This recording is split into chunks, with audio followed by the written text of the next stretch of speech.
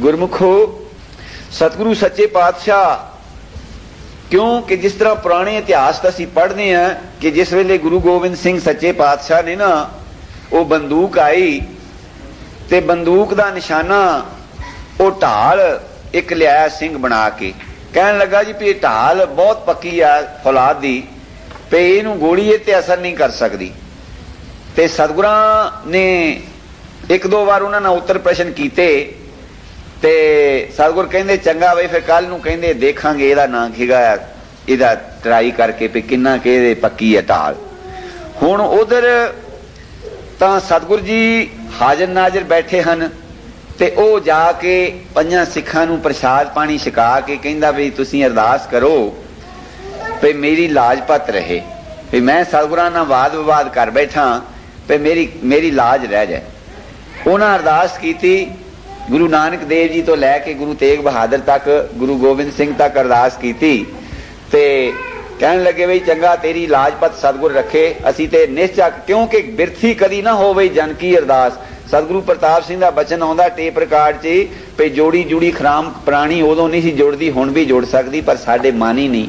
साडे मन की मत्ती खिंडियां इन्नियां खिंडी हुई ना मतां भी असीं आप खुद ही नहीं गिण सकते भी मेरा मन किन्ने थाई वंडिया है। होर दूसरे ने तो दसन की गल रही अपने अपने मन का आप पता कि किन्ने थाई खिल रहा है। जदों एक मन हो के अरदास हो जाती उदों कित्थे बिरथी जाती है। बस वो हुण टाइम आ गया दूए दिन ते वो ढाल सिख फड़ के खड़ा हो गया ते सतगुरां ने निशाना सिनिया ते अगले पासे ओदे गुरु नानक देव पातशाह दा हस्त कमल है। हुण कौन बंधु अपना ही ते रूप सी कौतक भी अपना ही सी। वो सिख नूं दरड़ाउणा सिखां ने निश्चय पक्के करने सी कि सतगुरु अगे अरदास कीती है कोई भी चीज बिरथी नहीं जाती। हुण ये तां इतिहास च असीं पढ़ लिया कि वो बंदूक दी गोली जिहड़ी सी ना उस नूं गुरु नानक देव सच्चे पातशाह ने अपना हस्त कमल करके रोक लिया। ओदी नां कहेगा ओदी लाजपत रखी। ते सरदार दया सिंह जी ककड़ा वाले ये बहुते पुराने सिख सारे करीबन जानते होणगे दीवान का शिंगार सी। 6.5 फुट लंबे सी सारियां नूं उच्चे दिसदे हुंदे सी। इत्थे गातरा उन्होंने पाया होना हथ च होनी माला ते प्यारी साध संगत इन्ने जोर ना कहंदे हुंदे सी भई शेर जिन्ना गड़का सी पे इदां जिधरले पासे नूं कह देना बस सौ जाना लोकां ने की मजाल कोई रौला पा देवे। और दीवान का शिंगार सी जिन्ने वड्डे वड्डे मेले होने उत्थे मेलियां दा प्रबंध करना नाल सेवादार लै लैणे ते बाहर नौकरी दे विच दस्तारा नोकदार रखना ते इत्थे संगत दे विच ऐन जरनैल ते गातरा भी पा के रखना। निरा ये नहीं भी दस्तारा सीधा गातरा भी पाया होना होनी तो उहदे विच अपने लिखण पढ़न दे कागज जिहड़े कि क्योंकि दीवान दा सारा प्रबंध उन्हां दा सी।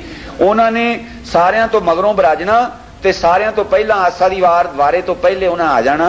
बड़े साधु सी श्रद्धालु ते रावलपिंडी गए ते सरदारनी लीलावंती ने ये बसंत नंबर दे विच लिखिया कौतक के बैठे जल पानी प्रसाद छकिया ते ओ अर्ज की बीबी ने कि संत जी सरदार जी पे तुसी काम करते हुए भी माला अठे पैर ही फेरते रहंदे हो ते तुसी और थोड़ी ऐ लगदा भी जिस तरह थोड़ी बिरती लगी हुंदी भी थानू केड़ी मूर्ति थोड़े अंदर बसी हुई केड़ी चीज दे रस दे विच तुसी इन्ना भजन करदे हो। असीं ते चुप करके बैठ के भजन नहीं कर सकदे ते तुसी इन्ना प्रबंध करदे होए भजन करदे हो किस चीज ने थानू टिकाया है। ते ओ जिस तरह किसी का अंदरला छेड़ लईए वो कहन लगे भी भैन जी तुसी हुण पुछया लो हुण सुन लो।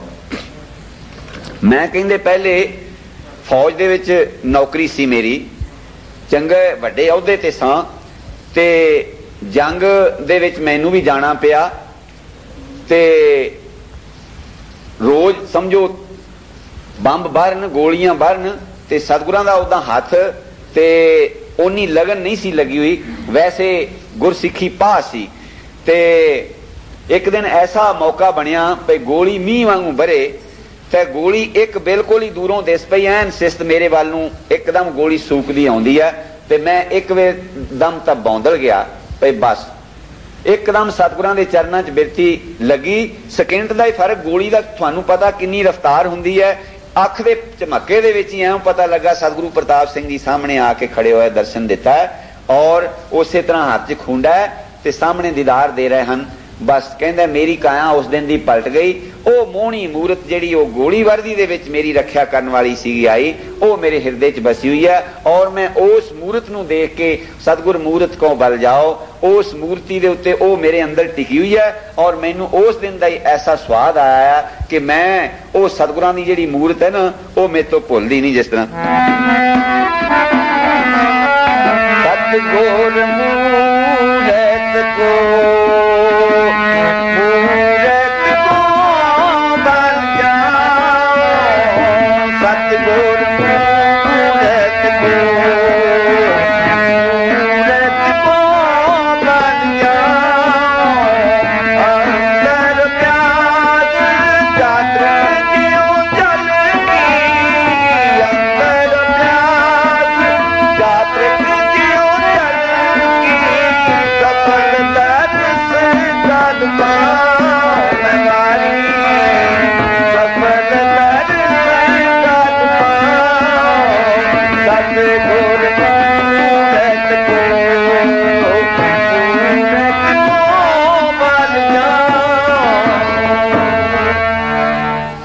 फिर उस सरदारनी बीबी लीलावंती कहन लगी कि लो मैं तो भी कहंदी हुण सुन लो भाई तुसी कौतक भी हुण सुन लो, तुसी अपना सुनाया वरतांत। क्योंकि सतगुरु कोई चीज ऐसी हुंदी है वो ऐसा कौतक दिखाल दिंदे हन जिसनूं अपने वल नूं प्रेरणा होवे, वो सारी उम्र दा उसदा वो साथी बन जांदा। ओदा अपनी अजमैश हुंदी है जां कुछ भी हुंदी है, उसदा मन जिहड़ा उस ते ऐसा टिकदा भई सच्चे पातशाह ने मेरे अंदरली जान के मैनू आ कौतक दिखाया। ये सरदा जिहड़ी बनाउणी सिख दा ते अपना कोई जोर नहीं कि सिख सरदा रख सके। जे कोई कहे लो जी फलाना फलाने ते प्रतीत नहीं करदा ते फलाने नूं असीं जोर करके कहिए, प्रतीत गुरबाणी दे इतिहास पढ़ के देखो, ये जिहड़ियां जे ना कौतक ना दिखाइए, सतगुरां दा बचन सी सतगुरु प्रताप सिंह जी दा पे जे कोई कौतक ना देखे किसी साध दा भी ते रोटी कौन उहनूं खिलाउंदा है। ये ते एक शिंगार हुंदा, वो करदे नहीं करामात, वरतदे नहीं संत भी ते साधु भी ते सतगुर भी, वो अचनचेत ही वो चीज उस तरह हो जाती। हुण गुरु नानक ने केड़ा कहा सी भी हाँ रीठा मिठा हो जाए, उन्हें थले बैठे सी रीठा मिठा हो गया सी। वो चीज अज ताईं दुनिया मानदी है, क्यों मथे टेकदी है?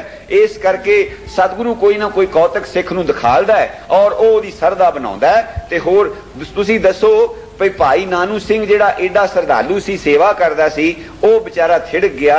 ये सतगुरु ही अंदर हाथ रख के सिख नूं सरदावान बनावे ते बनिया रहिंदा, नहीं ते सिख दी अपनी कोई ताकत नहीं। तो दसन लगी कि मैं एक बार सच्चे पातशाह जी ने प्रयोगां दे मेले ते प्रयोगां दे मेले जिहड़े देखे होया, सातों पहला ते पता नहीं की कुछ सच्चे पातशाह रंग बनाउंदे होणगे, पर जिहड़े असीं भी देखे होया वो सारी जिंदगी का एक अंग बन गए हैं। वो जो नज़ारे हुंदे सी, जिस तरह साध भजन करते सी, सतगुरां दी हजूरी च दीवान लगना, ते जिस तरह पतंगे हुंदे ना बत्ती दे दुआले जिन्हां दी गिनती नहीं कर सकी दी, इस तरह मस्ताने सी हुंदे। वो क्यों हुंदे सी? भजन बाणी करते सी, वो आपा भुल जाते सी। हुण असीं तां भजन करदिआं दी भी साडी मत खिंडी रहिंदी और मन दे विच साडे बैर विवाद ईरखा इस तरह दी चीज़ां बड़ियां रहिंदियां। भजन साडा किहड़े पासे नूं ना कहेगा असर कर जाएगा। क्यों कि पातशाह ने कहा, कहंदे वस्तु अंदर वस समावे दूजी होवे पास। ते प्रयोगां दा मेला 40 दिन करना सतगुरां पूरे, इनू चलैया कहंदे सी। इउं नहीं सी, ये तां बाद थोड़े जिहे समय जदों सच्चे पातशाह दा आखिरी टाइम सी, उन्हां सालां दे विच फिर कदे सेहत दा कुछ समझो सबब करके फिर थोड़ा महीना रख लेना, जां कदे 28 दिन रख लेने, जां 32 दिन, ते नहीं ते 40 दिन इहदा विधान सी। इनू चलिया कहंदे सी।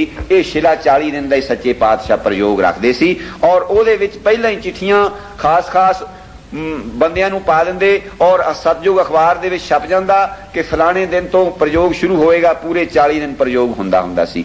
ते ओहदे वास्ते फिर देसां प्रदेसां तो आके साधां ने डेरे ला लेने।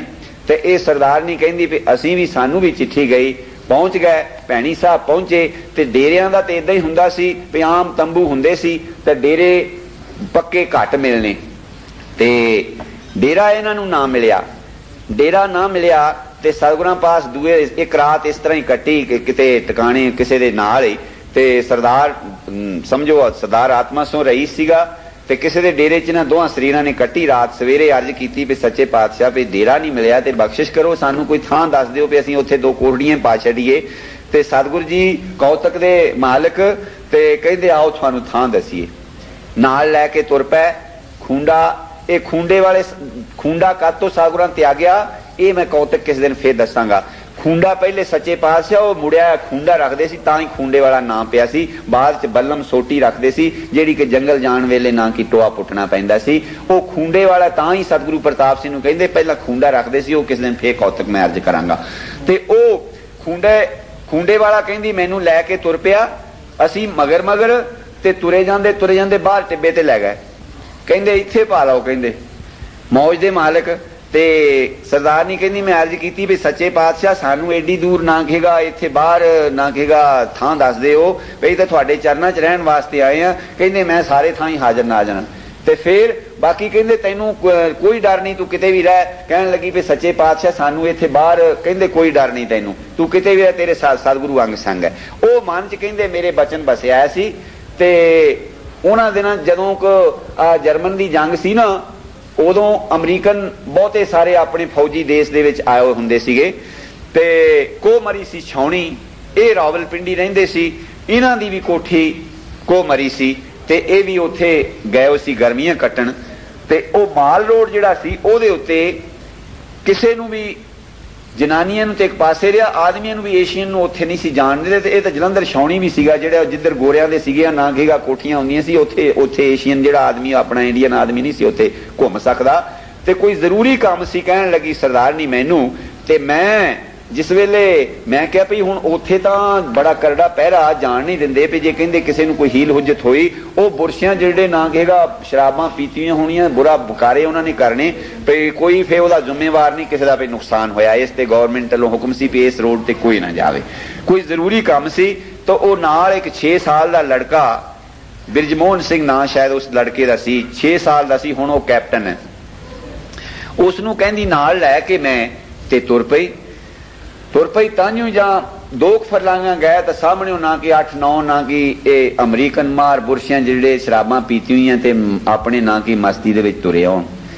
ਤੇ ਮੈਂ ਇੱਕਦਮ ਤੇ ਕੰਬ ਗਈ। ਮੈਂ ਕਿਹਾ ਵੀ ਸੱਚੇ ਪਾਤਸ਼ਾਹ ਹੁਣ ਕਿਰਪਾ ਕਰੋ, ਤੁਸੀਂ ਲਾਜਪਤ ਰੱਖੋ, ਇੱਥੇ ਸਹਾਇਤਾ ਕਰੋ ਵੀ ਇੱਥੇ ਤਾਂ ਕੋਈ ਫਰਿਆਦ ਵੀ ਨਹੀਂ ਹੋਣੀ, ਕਿਉਂਕਿ ਗੌਰਮੈਂਟ ਨੇ ਲਿਖ ਕੇ ਲਾਇਆ ਵੀ ਇੱਧਰ ਕੋਈ ਨਾ ਆਵੇ। ਤੇ ਮੈਂ ਜਨਾਨੀ ਆ ਤੇ ਕੋਈ ਨਾਲ ਨਹੀਂ ਪਈ, ਨਾ ਸ਼ਰਾਬਾਂ ਪੀਤੀ ਹੋਈਆਂ। ਬਸ ਧਿਆਨ ਸਤਿਗੁਰਾਂ ਦੇ ਚਰਨਾਂ 'ਚ ਗਿਆ ਵੀ ਗਰੀਬ ਨਵਾਜ ਤੁਸੀਂ ਕਹਿੰਦੇ ਸੀ ਭਈ ਤੈਨੂੰ ਕਿਤੇ ਵੀ ਡਰਨ ਦੀ ਲੋੜ ਨਹੀਂ। ਇਹ ਸਾਡੀ ਇਕਾਗਰਤਾ ਦੀ ਗੱਲ ਹੈ। ਜਿਨ੍ਹਾਂ ਨਾਲ ਵਰਤੀਆਂ ਸਿੱਖਾਂ ਨੇ ਕਈਆਂ ਨੇ, ਉਹਨਾਂ ਨੇ ਸਾਨੂੰ ਜਿਨ੍ਹਾਂ ਨੇ ਸੁਣਾਈਆਂ, ਉਹ ਸਪਸ਼ਟ ਸਾਹਮਣੇ ਸਤਿਗੁਰੂ ਜੀ ਪ੍ਰਤੱਖ ਦਰਸ਼ਨ ਦਿੰਦੇ ਹਨ। ਤੇ ਕਹਿੰਦੀ ਜਦੋਂ ਏਦਾਂ ਹੀ ਅਰਦਾਸ ਹੀ ਜੇ ਮਨ 'ਚ ਕੀਤੀ, 2 ਮਿੰਟਾਂ ਦਾ ਹੀ ਨਾ ਕਿ ਕਹਿੰਦੀ ਅਰਸਾ ਹੋਇਆ ਹੋਵੇਗਾ ਭਈ ਸਾਹਮਣੇ ਪਹਾੜੀ ਦੇ ਉੱਤੇ ਸੱਚੇ ਪਾਤਸ਼ਾਹ ਖੜੇ ਹਸੂ ਕਰਦੇ ਦਰਸ਼ਨ ਹੋਣ ਲੱਗ ਪਏ। ਤੇ ਬਸ ਮੇਰਾ ਚਿੱਤ ਖੇੜੇ 'ਚ ਆ ਗਿਆ। ਉਹਨਾਂ ਨੇ ਉਹ ਜਿਹੜੇ ਸਿੱਧੇ ਆਉਂਦੇ ਸੀ ਤੁਰੇ ਬਗੈਰ ਹੀ ਕਿਸੇ ਡੰਡੀ ਰਸਤੇ ਉਤਰਨ ਤੋਂ, ਉਹ ਉਦਾਂ ਹੀ ਬਗੈਰ ਰਾਹ ਤੋਂ ਹੀ ਇੱਕ ਪਾਸੇ ਨੂੰ ਉਤਰਨੇ ਸ਼ੁਰੂ ਹੋ ਗਏ। ਔਰ ਮੈਂ ਸਤਿਗੁਰਾਂ ਦਾ ਲੱਖ ਲੱਖ ਸ਼ੁਕਰ ਕੀਤਾ। ਤੇ ਮੈਂ ਉਸ ਵੇਲੇ ਫਿਰ ਕਿਹਾ ਸੱਚੇ ਪਾਤਸ਼ਾਹ ਨੇ ਵਾਕਈ ਇਹ ਕੀ ਜੇ ਸਤਿਗੁਰ ਸਿੱਖ ਕੀ ਕਰੇ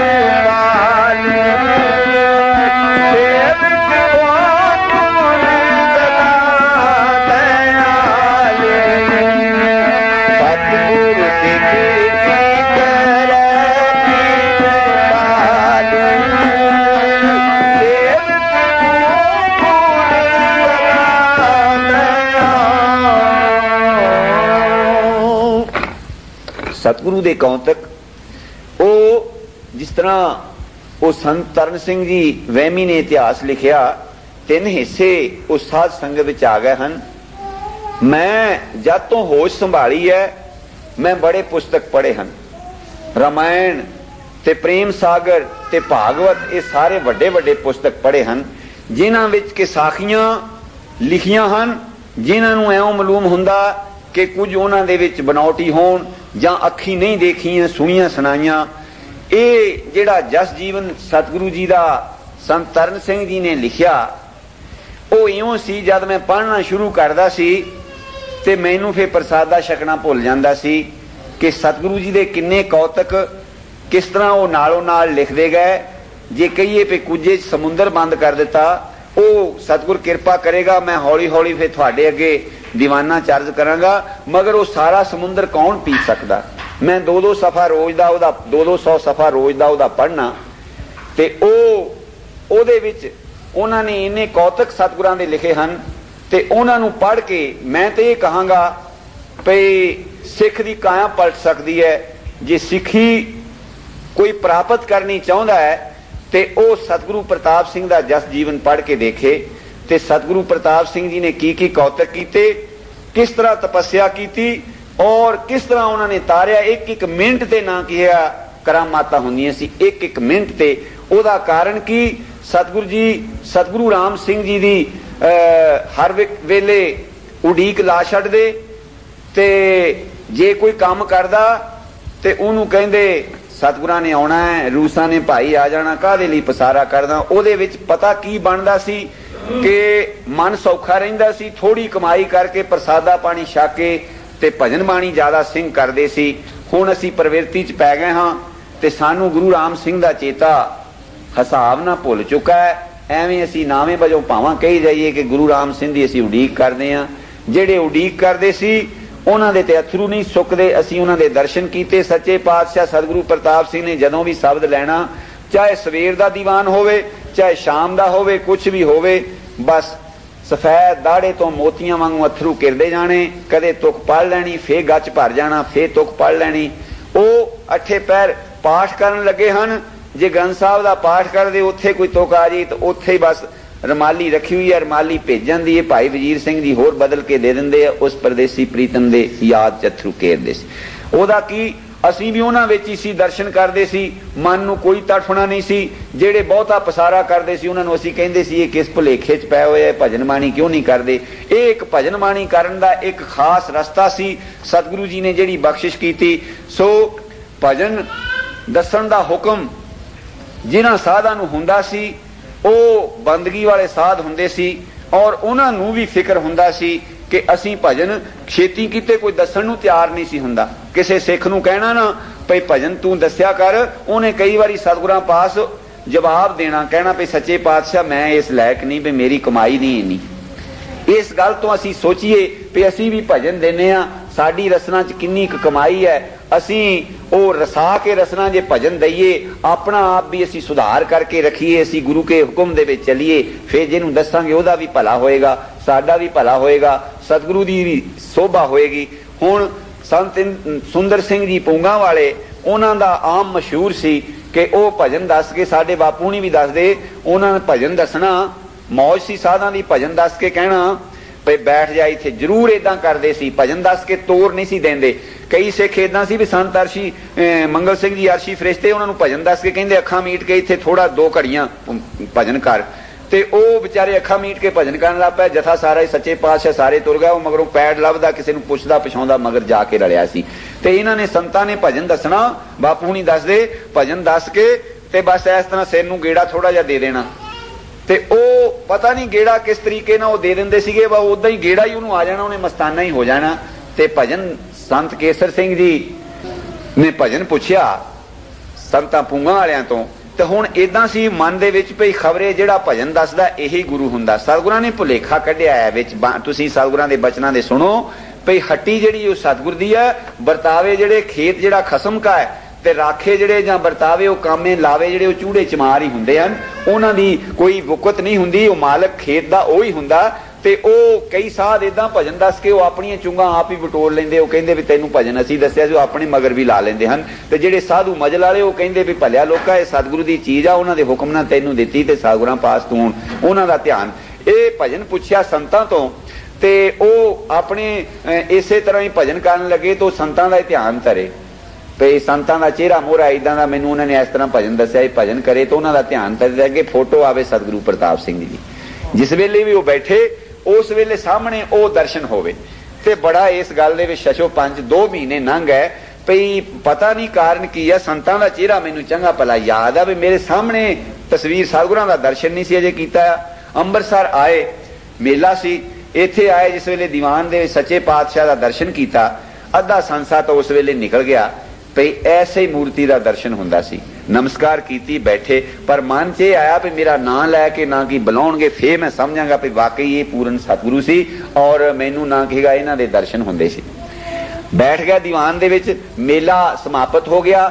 ਹੁਣ ਉਹ ਸੰਤਾਂ ਦੇ ਨਾਲ ਹੀ ਫਿਰਦਾ ਸੀਗਾ। ਬਹੁਤੇ ਸਾਧ ਏਦਾਂ ਸੀ ਭਈ ਭਜਨ ਜਿਹਨੂੰ ਦੱਸਣਾ ਉਹਨੇ ਨਾਲ ਹੀ ਤੁਰ ਪੈਣਾ। ਮਾਪਿਆਂ ਨੇ ਵਿਚਾਰਿਆਂ ਨੇ ਮਗਰ, ਮੈਂ ਇੱਕ ਬਹੁਤ ਸਾਰੇ ਇਦਾਂ ਦੇ ਸਾਕੇ ਦੇ ਮਾਪਿਆਂ ਨੇ ਮਗਰ ਉਹ ਨਾ ਕਹੇਗਾ ਟੋਲਦੇ ਫਿਰਨਾ, ਮਿੰਨਤਾਂ ਕਰਦੇ, ਸਾਗੁਰਾਂ ਕਹਿਣਾ ਪਈ ਬਈ ਅਸੀਂ ਤਾਂ ਨਾ ਕਹੇਗਾ ਕਹਿੰਦੇ ਘਰ ਨੂੰ ਚਲਾ ਜਾ। ਭਾਈ ਵਜ਼ੀਰ ਸਿੰਘ ਦੇ ਮਗਰ ਵੀ ਇਸ ਤਰ੍ਹਾਂ ਬਹੁਤ ਵਾਰ ਆਏ ਤੇ ਸਤਿਗੁਰ ਕਹਿੰਦੇ ਵੀ ਅਸੀਂ ਤਾਂ ਕੁਝ ਨਹੀਂ ਕਹਿੰਦੇ, ਲੈ ਜਾਓ ਉਹਨਾਂ ਨੂੰ ਜੇ ਜਾਂਦਾ ਹੈ। ਤੇ ਮਗਰ ਜਿਸ ਵੇਲੇ ਆਪਣਾ ਜੋਰ ਲਾ ਹਟੇ ਤੇ ਫੇਰ ਹਟੇ ਸੀ। ਸੰਤ ਰਤਨ ਸਿੰਘ ਜੀ ਨੂੰ ਜਦੋਂ ਸਤਿਗੁਰੂ ਜੀ ਦੇ ਹਜ਼ੂਰੀ 'ਚ ਆਏ, ਇਹਨਾਂ ਨੂੰ ਇੱਥੋਂ ਤੱਕ ਭਈ ਇਹਨਾਂ ਦਾ ਜਿਹੜਾ ਚਾਚਾ ਸੀ ਕੇਰ ਸਿੰਘ, ਉਹ ਹੈਗੇ ਸਰੀਰ ਕਰਕੇ ਅਜੇ, ਤੇ ਇਹਨਾਂ ਨੇ ਪ੍ਰੀਤਮ ਸਿੰਘ ਉਹਨਾਂ ਨੂੰ ਥੋੜੀ ਲਗਨ ਸੀ। ਇਹ ਘੱਟ ਗੱਲ, ਇਹ ਸਤਿਗੁਰਾਂ ਦੇ ਪ੍ਰੇਮੀ ਸੀ ਤੇ ਇਹ ਕੇਰ ਸਿੰਘ ਅਕਸਰ ਉਹ ਸੰਸਾਰੀ ਲੋਕ ਸੀ।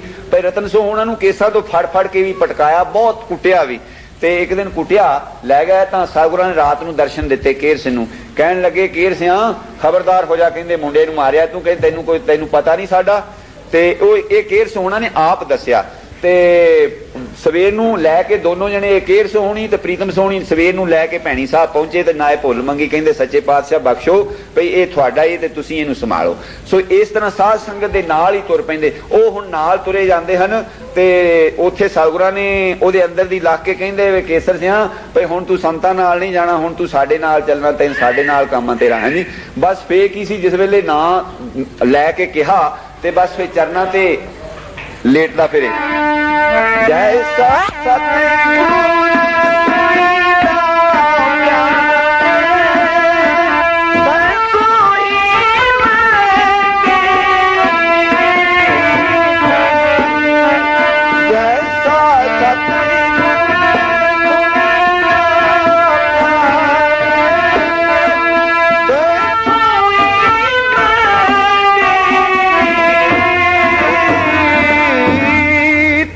ਗੁਰਮੁਖੋ ਉਹ ਸਤਿਗੁਰਾਂ ਦੇ ਚਰਨਾਂ ਦਾ ਭੌਰਾ ਬਣਿਆ ਔਰ ਫਿਰ ਸਤਿਗੁਰਾਂ ਦੇ ਹਜ਼ੂਰ ਹੀ ਇਸ ਤਰ੍ਹਾਂ ਸੇਵਾ ਕਰਦਾ ਰਿਹਾ।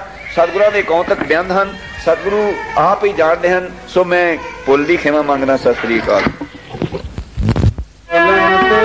ਰੱਖੋ ਪ੍ਰਭੂ ਨਾਨਕ ਦੇ ਕਰ ਹੱਥ ਜਾਹੀ ਤੇ ਪ੍ਰਗਟ ਹੋ ਤਾਈ ਪੁਲ ਕੋ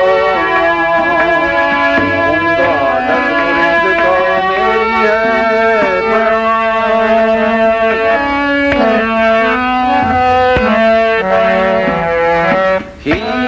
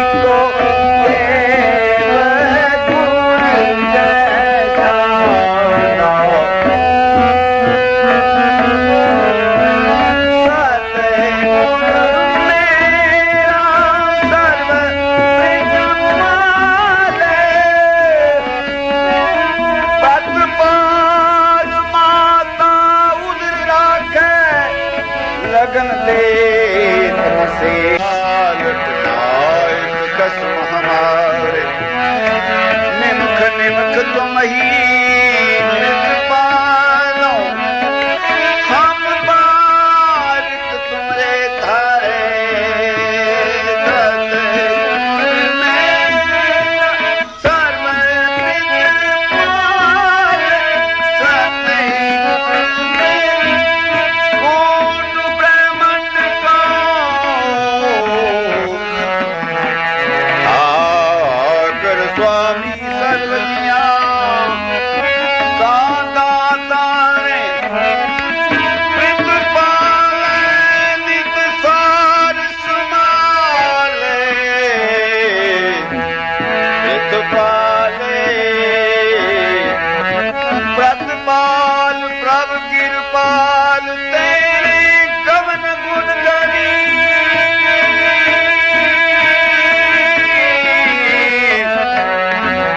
रंग बहुत रंग सर्व को धनी प्रीत सर्व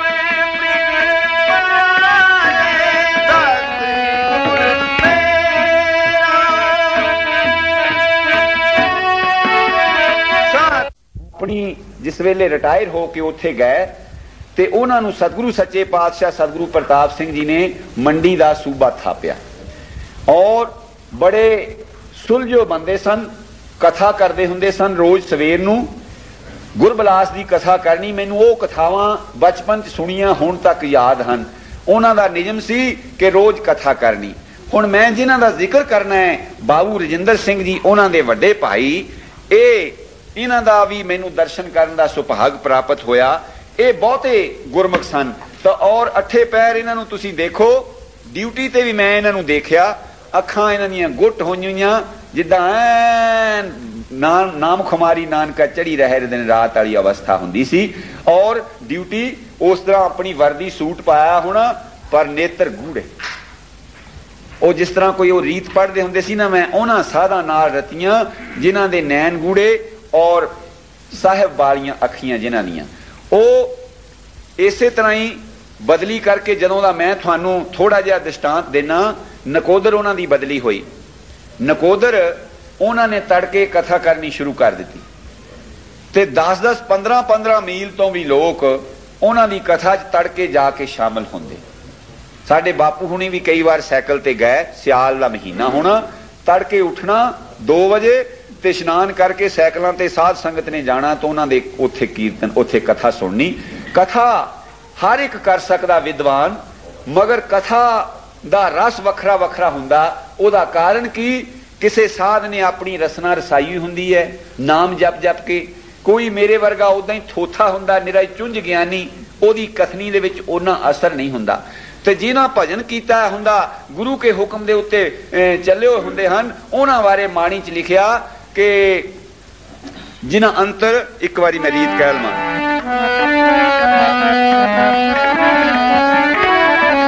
ਜਿਨ੍ਹਾਂ ਅੰਤਰ ਪੀਰ ਪਰਮ ਜਿਵੇਂ ਬੋਲਣ ਕਿਵੇਂ ਸੁਹਾਨਾ, ਜਿਨ੍ਹਾਂ ਅੰਤਰ ਪੀਰ ਪਰਮ ਜਿਵੇਂ ਬੋਲਣ ਕਿਵੇਂ ਸੁਹਾਨਾ।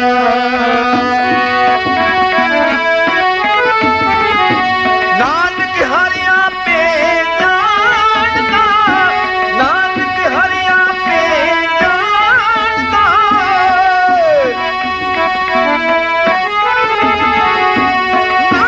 ਹਰਿਆ ਪੇ ਜਾਣਦਾ, ਨਾਨਕ ਹਰਿਆ ਪੇ ਜਾਣਦਾ, ਜਿਨ ਲਾਈ ਪ੍ਰੀਤ ਪੀਰਾਨਾ, ਜਿਨ ਲਾਈ ਪ੍ਰੀਤ ਪੀਰਾਨਾ, ਜਿਨ ਅੰਤਰ ਪ੍ਰੀਤ ਪੀਰਾਨਾ, ਜਿਵੇਂ ਬੋਲ ਤੇਰੇ ਸੁਹਾਨਾ, ਜਿਨ ਅੰਤਰ ਪ੍ਰੀਤ ਪੀਰਾਨਾ, ਬੋਲ ਤੇਰੇ ਸੁਹਾਨਾ। ਉਹਨਾਂ ਦੇ ਅੰਦਰ ਉਸ ਪ੍ਰਭੂ ਦੀ ਪ੍ਰੀਤ। ਹੁਣ ਕੂੰਜ ਜਿਹੜੀ ਸੀ, ਉਹ ਕੂੰਜ ਕੋਈ ਵਿਆਖਿਆਨ ਕਰਦੀ ਸੀ ਜਾਂ ਬਾਣੀ ਪੜ੍ਹਦੀ ਸੀ। ਗੁਰੂ ਨਾਨਕ ਦੇਵ ਜੀ ਨੂੰ ਉਹਦੀ ਆਵਾਜ਼ ਕਿਉਂ ਪਿਆਰੀ ਲੱਗੀ, ਉਸ ਦੀ ਆਵਾਜ਼ ਦੇ ਵਿੱਚ ਦਰਦ ਫਿਰਾਕ ਸੀ। ਇਸ ਤਰ੍ਹਾਂ ਜਿਨ੍ਹਾਂ ਦੇ ਅੰਦਰ ਉਹ ਪ੍ਰੀਤ, ਉਸ ਪਿਰਿਆ ਦੀ ਪ੍ਰੀਤ ਹੁੰਦੀ ਹੈ। ਉਹ ਜਿਸ ਤਰ੍ਹਾਂ ਵੀ ਬੋਲਣ ਉਹ ਸੋਭਾ ਪਾਉਂਦੇ ਹਨ ਔਰ ਉਹਨਾਂ ਦੀ ਰਸਨਾ ਦੇ ਵਿੱਚੋਂ ਰਸ ਆਉਂਦਾ ਹੈ ਔਰ ਉਹਨਾਂ ਦੇ ਸਾਦੇ ਬਚਨ ਵੀ ਸੁਣਨ ਵਾਸਤੇ ਦੁਨੀਆ ਸਤਿਗੁਰੂ ਰਾਮ ਸਿੰਘ ਜੀ ਤੋਂ ਲੈ ਕੇ ਜਿਸ ਤਰ੍ਹਾਂ ਦੇ ਪ੍ਰਚਾਰਕ ਜਾਂ ਜਿਸ ਤਰ੍ਹਾਂ ਦੇ ਵਿਦਵਾਨ ਕੋਈ ਸਾਧੂ ਸੰਤ ਮਹਾਤਮਾ ਨਾਮਧਾਰੀ ਪੰਥ 'ਚ ਹੋਏ, ਉਹਨਾਂ ਦੇ ਵਿੱਚੋਂ ਬਹੁਤੇ ਸਰੀਰ ਐਸੇ ਸੀ ਕਿ ਜਿਹੜੇ ਬਹੁਤ ਘੱਟ ਪੜ੍ਹੇ ਹੋਏ ਸੀ। ਸੰਤ ਅਤਰਸੋ ਉਹਨਾਂ ਨੂੰ ਤੇ ਮੈਂ ਤਾਂ ਚੰਗੀ ਤਰ੍ਹਾਂ ਦੇਖਿਆ ਕਿ ਉਹ 8-8 ਘੰਟੇ ਬਗੈਰ ਸਪੀਕਰ ਤੋਂ ਤੇ ਆਵਾਜ਼ ਸਾਰੇ ਪੰਡਾਲ 'ਚ ਜਾਂਦੀ ਸੀ ਔਰ ਫਿਰ ਇਹ ਨਹੀਂ ਵੀ ਬੈਠ ਕੇ ਕੀਰਤਨ ਕਰਦੇ, ਨਿਰਤਕਾਰੀ ਕਰਦੇ। ਜਿਸ ਤਰ੍ਹਾਂ ਪਤੰਗਾ ਉੜਦਾ ਹੁੰਦਾ ਸ਼ਮਾ ਤੇ, ਇਸ ਤਰ੍ਹਾਂ ਉਹ ਨਿਰਤਕਾਰੀ ਕਰਦੇ। ਜਿਨ੍ਹਾਂ ਨੇ ਉਹਨਾਂ ਦੇ ਦੀਵਾਨ ਸੁਣੇ ਹਨ, ਮੈਨੂੰ ਪਤਾ ਹੈ ਕਿ ਉਹ ਗਾਉਣ ਵਾਲੀਆਂ ਦਾ ਇੱਕ ਵਾਰ ਲਗਾਇਆ ਅਖਾੜਾ ਪਾਕਿਸਤਾਨ ਵੱਲ ਦੇ ਪਾਸੇ, ਗੁਜਰਾਂਵਾਲੇ ਦਾ ਜ਼ਿਲ੍ਹਾ ਸੀ ਮੈਨੂੰ ਚੇਤਾ ਹੈ, ਤੇ ਉੱਥੇ ਸੰਤਾਂ ਦਾ ਦੀਵਾਨ ਦੂਸਰੇ ਪਾਸੇ ਲੱਗ ਗਿਆ। ਉਹ ਵਿਚਾਰੀ ਗਾਉਣ ਵਾਲੀ ਜਿਹੜੀ ਸਾਰੇ ਮਸ਼ਹੂਰ ਸੀ ਪੰਜਾਬ 'ਚ, ਉਹਦਾ ਅਖਾੜਾ ਪਟਿਆ ਗਿਆ। ਲੋਕ ਜਿੰਨੇ ਸੀ ਸਾਰੇ ਉਧਰ ਚਲੇ ਗਏ। ਉਹ ਦੂਸਰੇ ਦਿਨ ਸਵੇਰ ਨੂੰ ਸੰਤਾਂ ਦੇ ਪਾਸ ਹਜ਼ੂਰੀ 'ਚ ਗਈ, ਕਹਿੰਦੀ ਮੈਂ ਉਹ ਸੰਤ ਦਾ ਦਰਸ਼ਨ ਤਾਂ ਕਰਾਂ ਜਿਹਨੇ ਮੇਰਾ ਅਖਾੜਾ ਪੁੱਟ ਲਿਆ।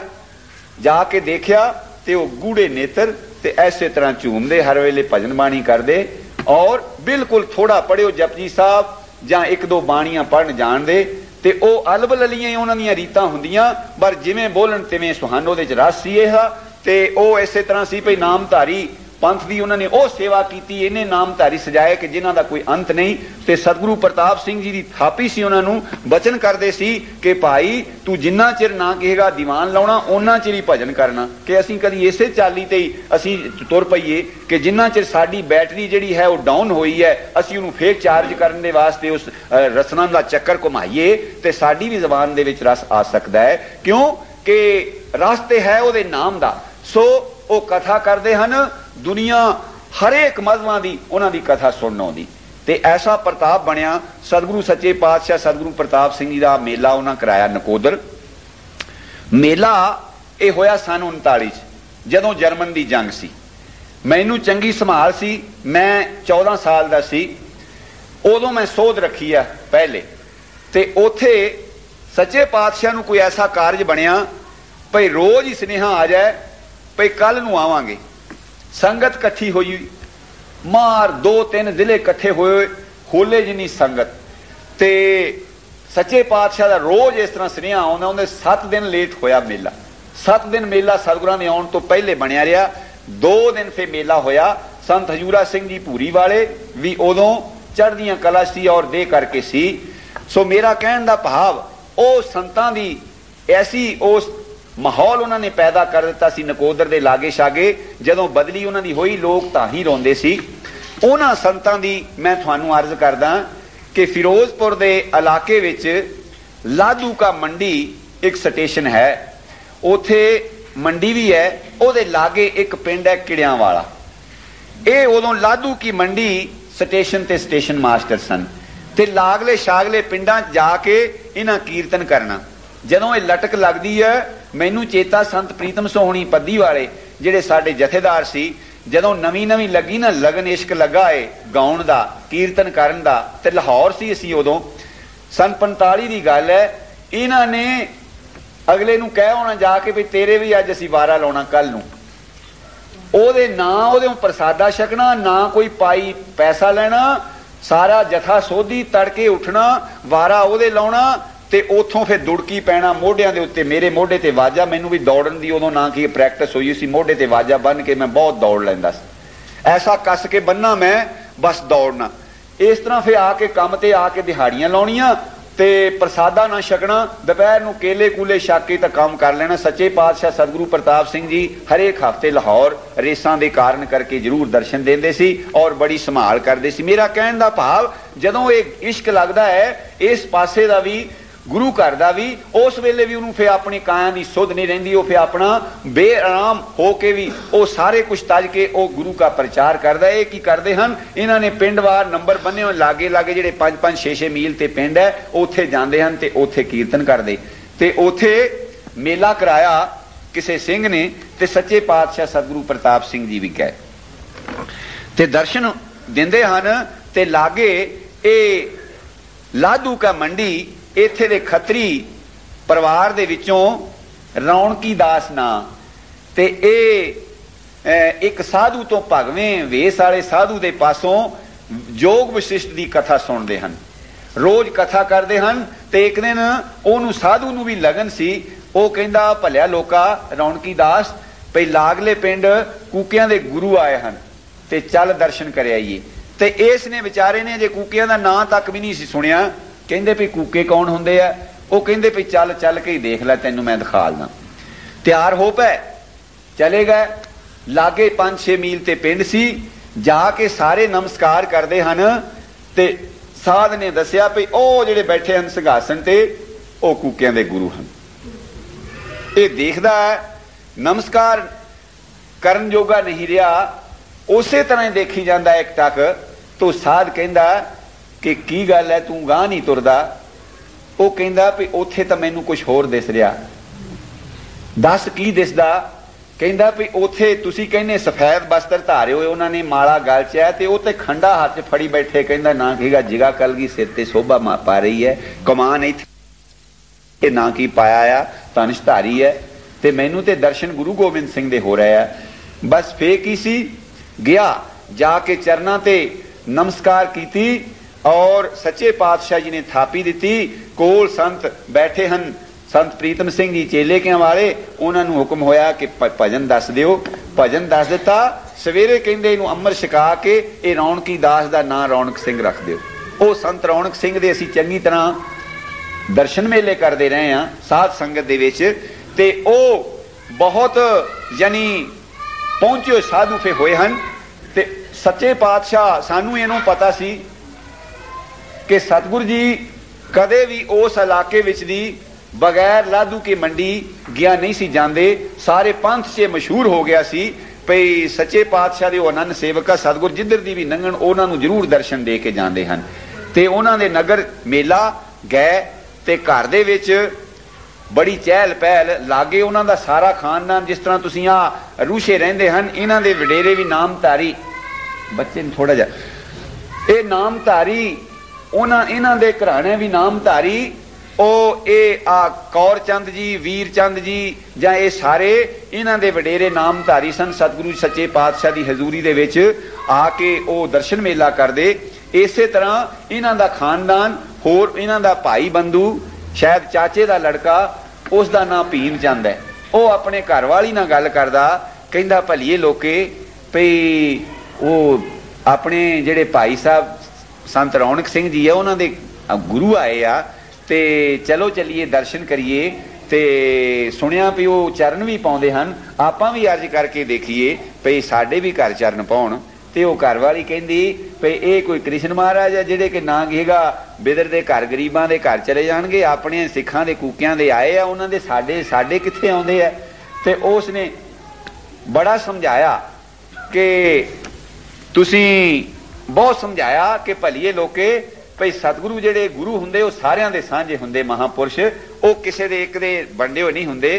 तो कहंदी चंगा देख लो जे तां आ गया फिर मैं मन्नांगी भी हाँ वो सारियां दे आ। गए सच्चे पातशाह बैठे, शरीर करके कुछ थोड़े जे स्वस्थ नहीं, ते चरण पाउण दियां अर्जां हो रही। कुछ सिंघां दे घरी गए, इसने भी लाग्यों होके नमस्कार कीती और नमस्कार करके ते कुछ अपने ओ संत रौनक सिंह दे कान दे विच ही कुछ किया कि कहन लगे भी कान च ये कहा भी अर्ज करनी मैं भी साडे भी चरण पाउण। सच्चे पातशाह दे अगे अर्ज कीती ते सतगुरां ने सुभावक ही अनसुने जे वांग कहता, कहंदे वे हुण ते ठीक नहीं शरीर साडा ते फे किते आवांगे। ते उसने भीम चंद ने उसने पिछा मुड़ के नहीं देखिया, उठिया रवा रवी कुछ घर वाली दी पुठ चाड़ी हुई सी। मन सच्चा ही हो गया, कहंदा सचमुच ये अपने सिखां दे कूकियां दे जांदे, होर किसे दे की असीं मोने हैगे साडे कित्थे आंदे। ते जोड़ा पाया अपना, पिछे मुड़ के नहीं देखिया, रवा रवी घर आ गया। घर आउंदे नूं घर वाली ने पुछया ते बस उतरिया या मूँह देख के वो कहंदी मैं तैनूं कहा नहीं सी भई वो साडे गुरु थोड़ो है, अजे बैठे गल्लां ही करदे हन ते तांहियों ही खबर जां बाहरों बूहा खड़किया ते आवाज मारी। देखिया आवाज पछाणी हुई सी, संत रौनक सिंह दी आवाज सी। ते फिर की सी बूहा खोलिया, कहंदे भाई भई सतगुरु जी आ रहा है तुहाडे घर ते मंजे दे उत्ते आ चदर करंडी मेरे मोढे ते हैगी है, भी ये विछा दिओ भई हुण, क्योंकि कोई विछाई करन दा तां कोई टाइम नहीं, सच्चे पातशाह मेरे मगर आउण। तुसीं हिसाब लावो ओ सिख दा, फिर ओ चरनां ते सच्चे पातशाह दे लेटदा ते सतगुरु जी कहंदे भई शरीर ते ठीक नहीं सी। असीं कहा भी ਉਹ भगत ने नाराज हो जाना, ਉਹਨੇ कहना भी अपने सिखां दे आउंदे आ। ਉਹ ਕਹਿੰਦੇ सच्चे पातशाह ਤੁਸੀਂ ਸਾਰਿਆਂ ਦੇ ਮੇਰੇ ਤੇ ਵੀ ਕਿਰਪਾ ਕਰੋ। ਭਜਨ ਦੱਸ ਕੇ ਸਿੰਘ ਸਜਾਇਆ ਤੇ ਉਹ ਵਿਰਾਗਮਈ ਸ਼ਬਦ ਇਸ ਤਰ੍ਹਾਂ ਪੜ੍ਹਦੇ ਮਹੀ ਕੋ ਦੇਵ ਗੁਰ ਜੈਸਾ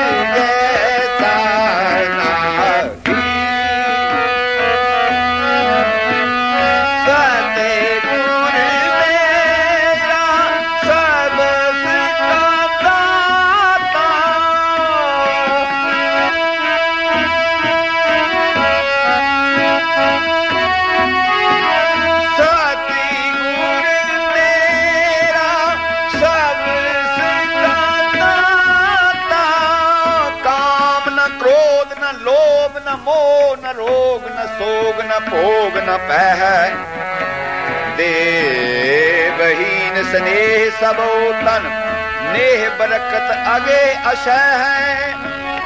जान को देत अजान को देत जमीन को देत जमान को दह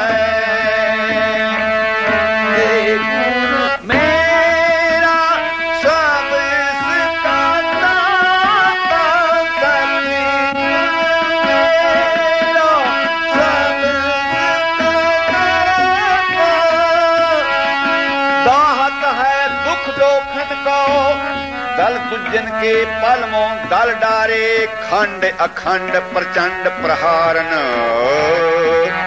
पूर्ण प्रेम की प्रीत संभारे पार न पाए सके पद्मापत वेद देव अभेद उचारे रोजी ही राज बिलोकत राज रोख रूहान की रोजी न तारे सतगुरु मेरा सब का दाता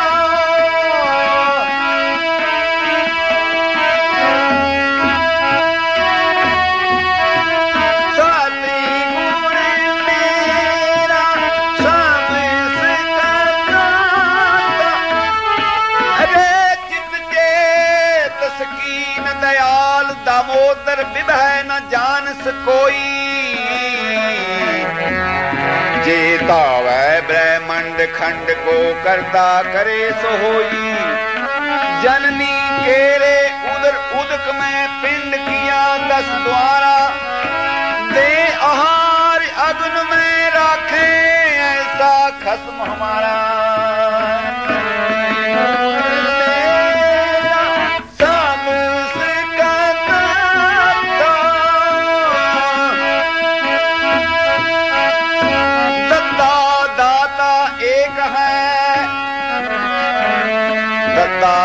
दाता एक है सबको देवनहार बिंदे तोट न आवई अगंत भरे भंडार दैनहार सद जीवनहारा मन मूल क्यों ताए बसारा दर्द निवारे जाके आपे नानक देते गुरमुख त्रापे सत